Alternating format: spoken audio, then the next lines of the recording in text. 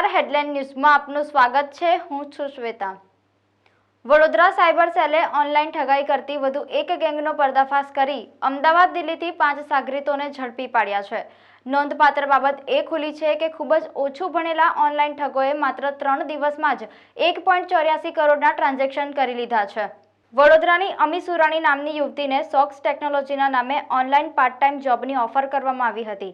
ઠગ ટોળકી દ્વારા online task આપી રોજના 1500 થી 3000 સુધી કમાવાની સ્કીમમાં ફસાવવામાં આવી હતી।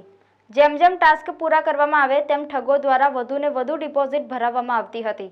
અમીના ઓનલાઈન વોલેટમાં કમિશન સાથેની રકમનું બેલેન્સ બતાવવામાં આવતું હતું। યુવતીએ રોકડા 8 લાખ ભરી દીધા બાદ 10 લાખની રકમ ઉપાડવાનો પ્રયાસ કરતા તે રકમ તેને મળી ન હતી।